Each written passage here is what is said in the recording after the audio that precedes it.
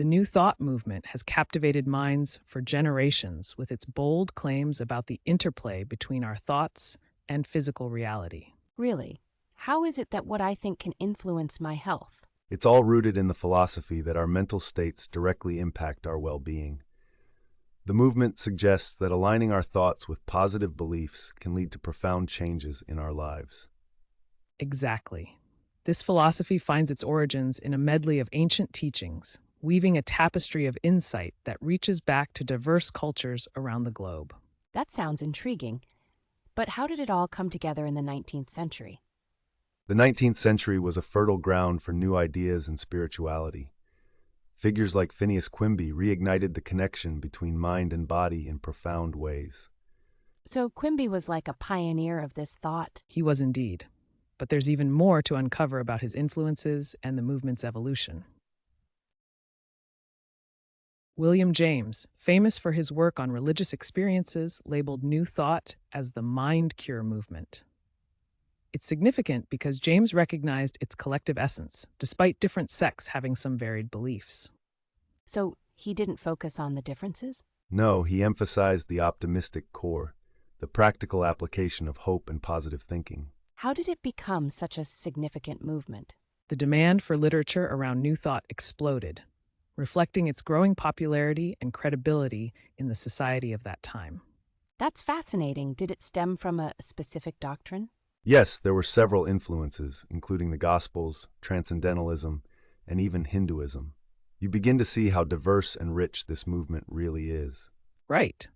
And who would have guessed that these influences would lead to a mass of devoted followers who believed in the transformative power of healthy thinking? At the heart of New Thought is Phineas Quimby, who proposed that the roots of disease lie in erroneous beliefs. What was his basis for this? Quimby viewed the mind as paramount, asserting that if one could conquer their mental misbeliefs, they could achieve physical healing. That sounds like a heavy idea. Did it connect with other spiritual movements? Absolutely. His ideas melded with the mental science of others, and they even inspired figures like Mary Baker Eddy, the founder of Christian Science. Interesting. So did women also play a role in shaping this movement? Yes, indeed. Many prominent early figures were women who founded centers and teachings integral to New Thought. But how did they manage to garner such influence in a male-dominated landscape? New Thought wasn't just a doctrine, it was a literary movement as well. Writers like Prentice Mulford transformed its principles into accessible essays. And this became the foundation of the law of attraction? Exactly. Mulford and others popularized concepts that have carried into today's society. What about their publications? How did they reach such a broad audience? Magazines formed the backbone of this outreach, with titles like Nautilus boasting impressive circulations. So these publications acted almost like today's social media, helping spread the message. Precisely.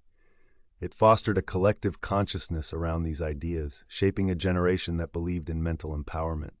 It's astonishing how far-reaching this movement became. Where did all this culminate?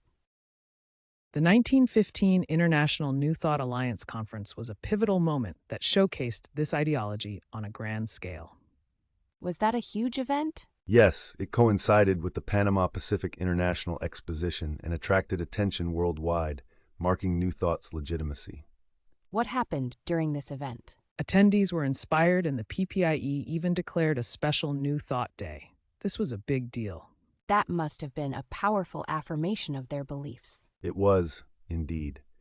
The adoption of the Declaration of Principles solidified their core teaching, that our thoughts shape reality. And didn't they revise this declaration later?